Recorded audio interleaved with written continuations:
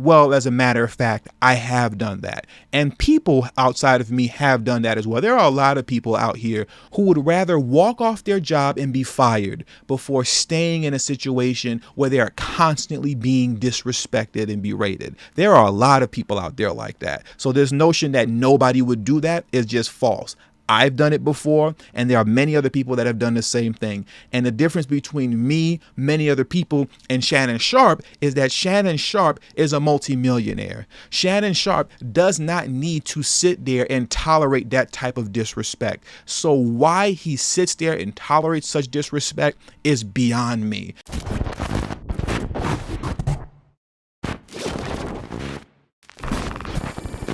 Wow, just wow. That's all I can say is wow. Now, once again, brothers and sisters, this is another impromptu video where I'll be shooting straight from the hip. So as usual with these type of videos, for those of you who are new to this channel, please make it a point to go back and watch the video here titled, "Did Shannon Sharpe Get His N-Word Wake-Up Call After Being Disrespected by Skip Bayless?" That video will give you a better representation of myself concerning how I usually present my information. But this video here, like I said, I'll be shooting straight from the hip with this one. So there may be a lot of and other kind of mistakes. Forgive me ahead of time, but let's get into it.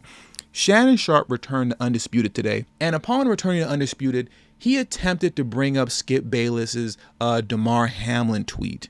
And in his attempt to bring it up to speak his own piece on it, Skip Bayless wouldn't even allow Shannon to speak his piece.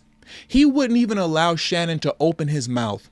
Skip Bayless shut Shannon Sharpe down so quickly, so fast, and so bad, it was embarrassing. It was embarrassing to sit and watch a grown man, a big old grown man. Shannon Sharpe is like, what, 6'5", 300 pounds, all muscle? This is a big old grown man, and got shut down by a shriveled up, raisin looking, puny man like Skip Bayless. Matter of fact, let me stop talking. I'm just going to play the audio clip for you.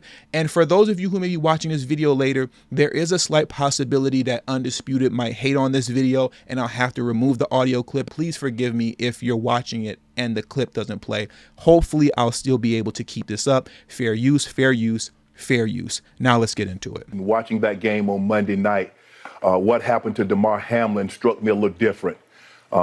As a brotherhood in the NFL, when injuries happen, when we know injuries are a part of the game, I've seen guys suffer ACLs and Achilles tear, but I've never seen anybody have to be revived and fight for their life on the field. So it struck me a little differently because I remember seeing my brother paralyzed on the field temporarily, and he was able to regain focus. Skip tweeted something, and although I disagree with the tweet, and hopefully Skip would take it down, but I didn't want it. Well, time out. I'm not going to take it down because I stand by what I tweeted. Skip, let me finish. All right, okay. Go ahead. No, you go. Go ahead, let's go, Jen. Okay. I mean, I cannot even get through a monologue without you interrupting me. Well, you could have came back, Skip. Well, I thought, Skip, just let. I didn't know you were going to bring up No, this. I was just going to say, Skip, I didn't want to yesterday to get into a situation where Damar Hamlin was the issue. We should have been talking about him and not get into your tweet. That's what I was going to do. But you can't even let me finish my opening monologue without you interrupting. Okay. I was under the impression you weren't going to bring this up because nobody here had a problem with that tweet. No. Clearly, the bosses wanted you to offer explanation, so clearly somebody. No, they did not have. Nobody. Let's go, Jen. Thoughts and prayers remain with Damar Hamlin. That's where the focus should have been, and not on the football game. Yes, let's go, Jen. Thank you. As he continues his fight. This is so embarrassing, and I don't understand why Shannon Sharpe allows himself to be disrespected in this way. Whole grown man allows himself to be talked down to like a child. The exchange that you just heard between Shannon Sharpe and Skip Bayless is a type of exchange that you would hear in between me and my 9-year-old son. My son can't get a word in edgewise with me. I don't even know why you're talking to me right now. And I don't know who you think you are trying to challenge me and question me on anything that I did. You're going to do what I tell you to do. And as a matter of fact, we're not talking about this. That's how Skip Bayless sunned Shannon Sharpe. And this is just woefully embarrassing. Now, I know some of you right now might be thinking to yourself, oh, well, you expect Shannon Sharpe to just walk off and just leave his job? You wouldn't do that yourself at your job. But what's funny is that I have done that. I have done that. I'll give you a quick story. This was many, many years ago. I want to say around 2007. I used to work at a Rite Aid in Beverly Hills on Bedford Drive. That Rite Aid is now out of business. They closed down about a year ago, but that's where I used to work around between 2005 and 2009, right? And there was a female manager that worked there who used to always give me a hard time about everything. If I sneezed too hard, she would use that as a reason to want to try and write me up. It was really that ridiculous. One day I came into work late and it was load day, so it was really busy. I came around the back because that's the only entrance you could come into during load day because that's where the truck is. A couple of the fellas were back there unloading the truck. I slapped 5 with them and I hurry up and rush inside to go clock in. As I'm clocking in, the assistant manager, who will go unnamed, it was a female, she rushed behind me and started talking all types of crazy, lying on me, saying, why were you sitting up there talking with all the guys in the back when you should have hurried up and clocked in? I told her I wasn't talking with anybody in the back. I slapped 5 very quickly with them and I rushed inside to clock in. And because I had the audacity to defend myself and speak up for myself in the face of her lying on me, she pulled the ultimate card out of her pocket of, well, if you don't want to be here, you can just leave. A good deal of us have heard that before and have been faced with that. And here's the thing. People only talk like that to you when they know you're not going anywhere, when they know that they can disrespect you and you will not defend yourself, you won't say anything and you're not going anywhere. That's the only time people talk to you like that, the way Skip Bayless was talking to Shannon Sharpe like a child. And when she said that to me, do you know what I did? I clocked out and walked out in her face. That was exactly what I did. I was willing to lose my job over having a manager constantly stand over me and disrespect me and lie on me. Now, fortunately for me, the actual store manager was a good brother by the name of Sean. I will say his name, shout out to that brother.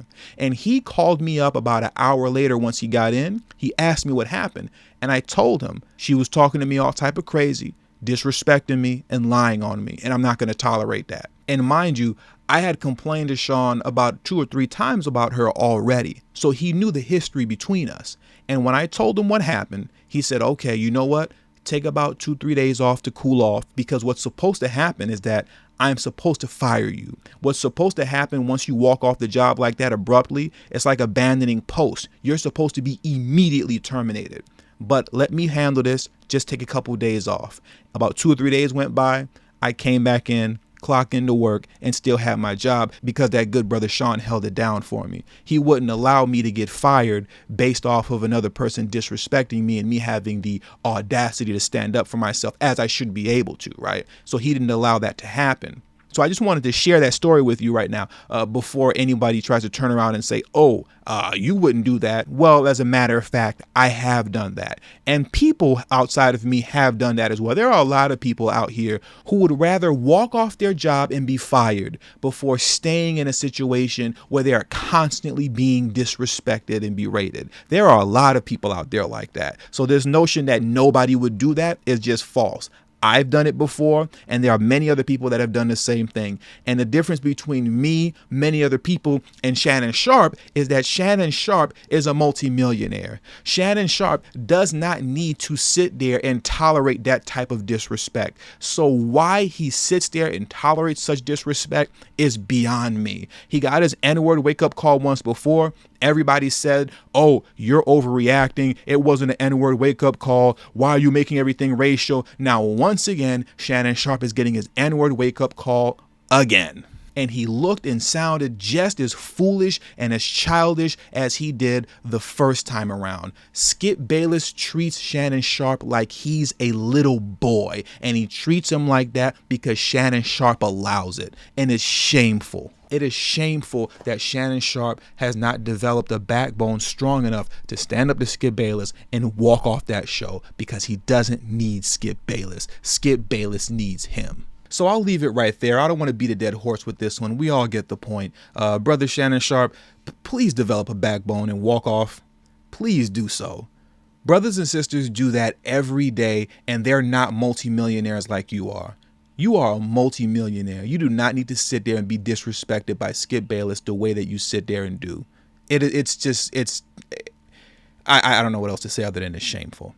So with all that being said, thank you for watching this video. Also, please make sure to wait to the very end of this video for the preview window to pop up for this Friday's live stream at 2 p.m. Pacific Standard Time. And that live stream is titled Jamal Bowman is fighting harder for Zelensky's $100 billion than he is for reparations and a black agenda. Once again, that is this Friday on this channel at 2 p.m. Pacific Standard Time. Be here. The preview window will pop up at the very end of this video. Please make sure you click on that preview window and go to that video, give it a thumbs up, and hit the notify me button so that you will be notified the moment I go live at 2 p.m. Pacific Standard Time this Friday. Peace.